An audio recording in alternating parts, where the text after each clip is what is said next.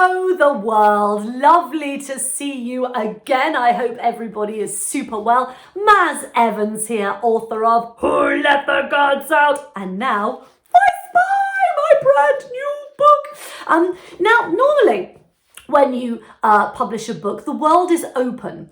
Unfortunately, that's not the case presently. I don't know if you've noticed there's this tiny little global pandemic knocking about, not so as you'd know. But I can't come and jump around like an idiot in front of you. I can't go to bookshops. I can't really do anything apart from sit in my own farts and write some more books, which is largely what I'm doing at the moment. But I really wanted to share with you a bit of Vi Spy and tell you a little bit about it. Because I love this book. I'm so proud of this book. Writing something after Who Let the Gods Out, which is the series perhaps most people would know me for, is a real challenge because I loved Elliot and Virgo and their world. And the temptation to write some more mythology was very strong. But actually I went for something else that I love, which is spy books. I absolutely love spies. I used to watch James Bond with my dad when I was little, and I was absolutely obsessed, and I loved spy stories. So it was kind of a world a bit like Greek mythology that I knew and loved very well. So I thought, you know what, I'm going to go and play in the spy world for a little bit.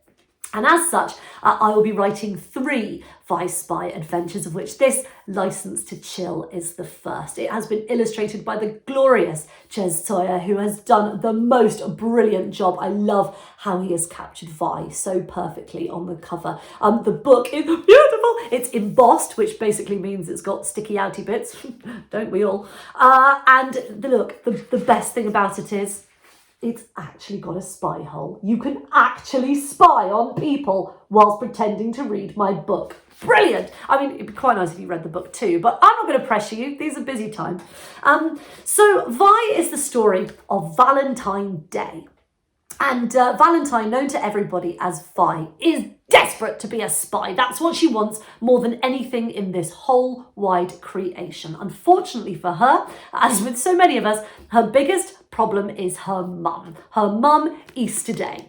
Now, Easter, it turns out, Vi discovers very early on in the story, used to be a massive, mega super spy. Think, super female James Bond with a big dose of every other brilliant spy in her as well. But she retired when Vi was born, and since then has become super overprotective because she's quite determined that something awful is going to happen to Vi if she lets her out of her sight. Vi lives with Easter and her gran Indy, Independence Day, who also used to be in espionage as a cryptologist. She broke codes.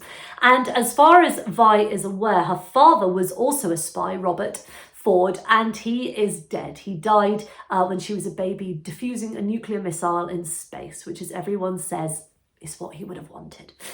So Vi has been growing up in a very, very closeted but happy world with her mum and her nan. And as we join the action, Mum is about to get married again. She's about to marry Mr. Sprout, who is Vi's form teacher.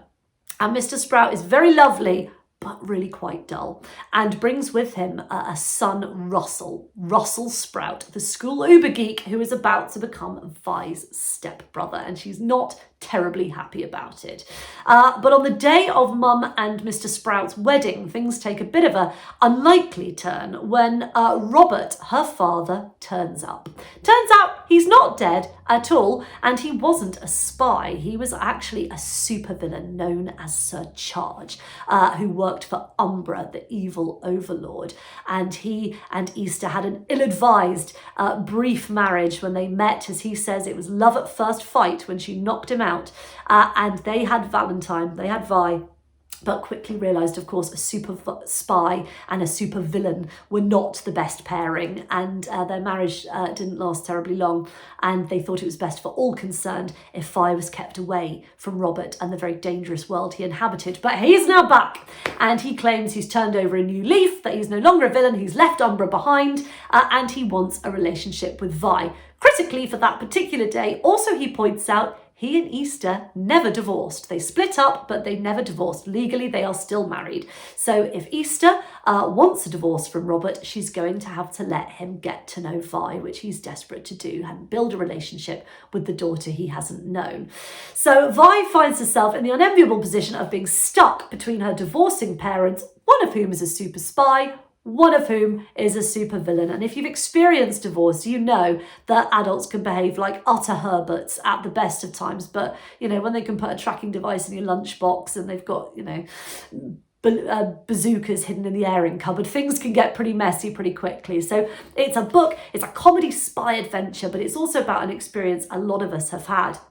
As it being a family that experiences divorce. I experienced it when my parents divorced, and actually I got divorced myself a few years ago. So my children know what it is to be in a divorce situation. And whilst I'm very lucky because I'm great friends with their dad, it's a very sad and challenging time for a family. And I kind of wanted to write a book just to tell everyone it does get better. I promise. However stupidly everybody behaves, the great healer is time, and everything does settle down and life finds a new shape pretty quickly. So that's the world of Vi. Unfortunately, Umbra, the uber villain, is back in circulation, and Vi is determined to stop Umbra to prove to her mum and to everyone else what a great spy she would make. So she finds herself in the position of trying, with Russell's help, to stop Umbra and save the world from Umbra, and frankly save her parents from each other. So what I would like to do is read you some of the first chapter so that you get a flavour for my world, and I hope you might want to spend a little bit of time with Vi. So the first chapter, really imaginatively, is called Chapter 1. Spies are rubbish at keeping secrets. No, you big, it's a matter of state security. Secrets, obviously they have to be good with those. After all, they wouldn't be much of a spy if they posted a selfie on Twitter while parachuting into a top secret enemy lair. Hashtag, it's under the volcano. No, the big stuff is safe. You have to protect the code to the Prime Minister's chocolate safe? Go ahead and tell a spy.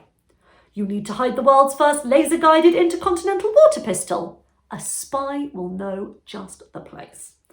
You've discovered that brain-sucking aliens are invading Surbiton? A spy will take that information to their grave. And hopefully to Surbiton. But personal secrets? Forget it. If you're organising a surprise party, say nothing to a spy. There will be undiscovered species in the Amazonian rainforests who'll turn up on Tuesday with sausages on sticks. You mustn't tell a spy your suspicions about the lady from the corner shop. There'll be a SWAT team trained on her pick and mix before you can say monobrow. And don't ever ask a spy to keep that funny thing about your mum quiet. Imagine mum's face when she sees her pink leopard print knickers on the 6 o'clock news. It's true. Spies are rubbish with secrets. And no one knew this better than Valentine's Day. Valentine's mum was a spy.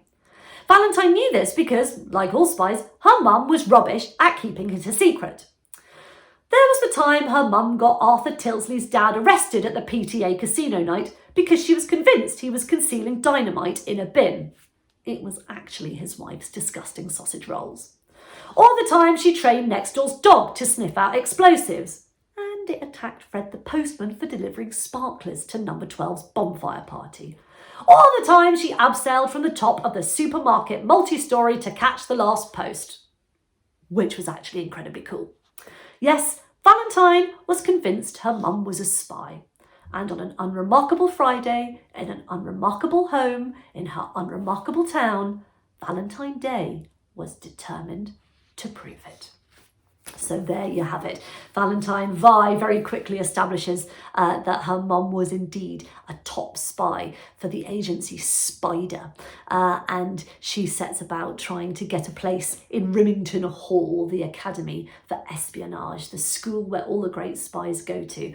And with her nan's help, she's determined to find a mission and get a place at Rimington Hall whilst trying to survive her parents' crazy antics as they get divorced and try and make sense of her new family shape while dealing with all the other stuff kids deal with, like the bullies at school and homework and all this stuff that's an important part of all of your lives. So that's a little taster of Vice Spy, License to Chill. I really, really hope that you'll want to take a look and get involved. I've loved writing these books. I'm writing the next one as we speak at that very fairy table. And I cannot wait to share Vi's adventures with you. I hope you guys stay really safe and really well during this crazi, crazy time. And I hope to get out and see you all again very, very soon. Thank you so much, everybody. Stay safe, stay well, and loads of love.